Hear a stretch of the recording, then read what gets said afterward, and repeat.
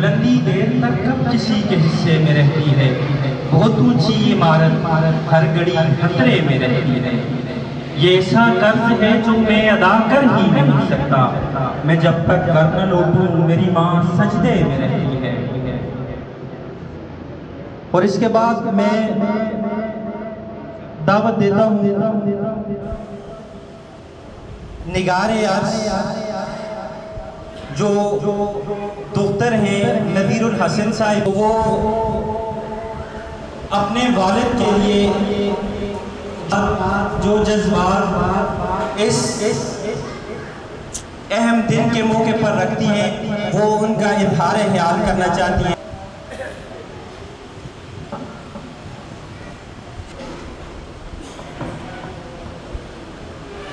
इनके होने से वक्त होते हैं, इनके होने से वक्त होते हैं, बाप घर के दरख्त होते हैं, फादर वालिद अब्बू बाबा, इन तमाम अल्फाज से एक ऐसे शजर सायादार का तस्वुर पड़ता है जो खुद तो धूप में जलता है लेकिन अपनी औलाद को घनी छाँव में रखता है, जो तमाम मुश्किलात तकलीफ और हवादिसात से अपनी औलाद को बचाने के लिए उनके लिए बाड़ बनाए खुदाई ज़ुल्जलाल ने भी वालिद को अपनी सिर्फ परवरिश करने वाले के तौर पर अता किया।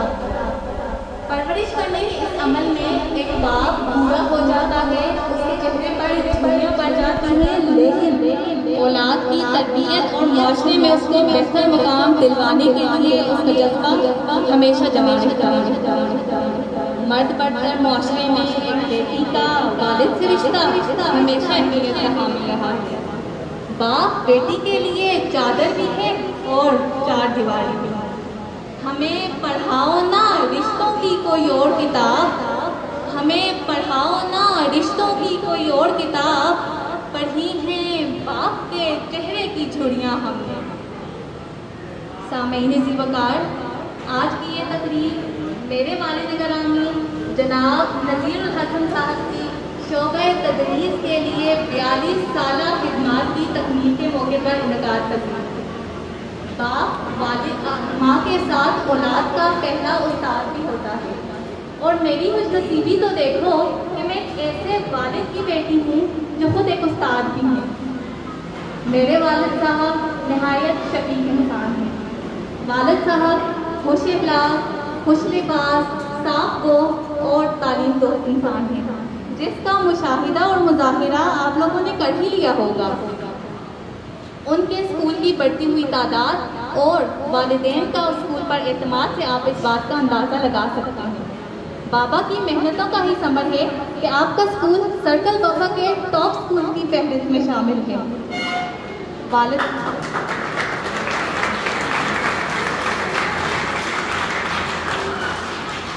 साहब बच्चियों की तालीम के मामले में निहायत संजीदा और फिक्रमंद रखते हैं। उनकी मेहनतों का ही समर है कि GPS सुम में डबल शिफ्ट का आगाज़ हुआ। तलबा की ज़हनी सतह पर आकर डील करना उनकी शख्सियत का हासिल है। अगर मैं निजी ज़िंदगी के हवाले से बात करूँ तो बाबा के दिल में अपने टीचर्स के लिए निहायत इज्जत का मुकाम है।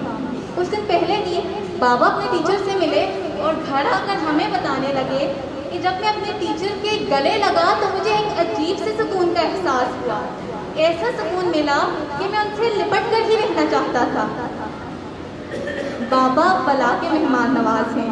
अक्सर औकात तो हम तंग आकर कहते हैं कि अब बस भी कर दें बाबा, लेकिन ये सच बात है कि ये सब कुछ उनकी मोहब्बत का एजाज़ है कि हमारे घर में अक्सर मेहमानों का तांता बंधा रहता है।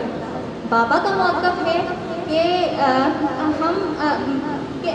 आज के मसरूफ़ दौर में किसके पास इतना वक्त है कि वो हमारे यहाँ आते हैं। ये तो उनकी करम नवाज़ी है। बाबा ने बहुत कम उम्र से ही टीचिंग शुरू की है। उनके अक्सर स्टूडेंट उनसे बड़े लगते हैं। बाबा 3 जनरेशन के टीचर रह चुके हैं, यानी बाप, बेटे और पोते के। अगर मैं लफ्ज़ों में बाबा की शख्सियत को बयान करना चाहूँ तो मेरे पास तो अल्फाज बहुत कम पड़ जाएंगे, लेकिन मुख्तसरन सिर्फ मैं यही कहूँगी कि बाबा आप मेरे आइडियल हैं।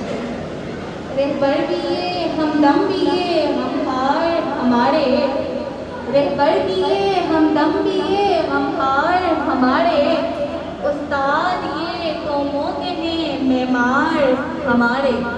मैं स्कूल इंतज़ामिया और आप तमाम अहबाब का शुक्रिया अदा करना चाहती हूँ कि आपने मेरे वालिद साहब के लिए वक्त निकाला और उनको एजाज़ बख्शा।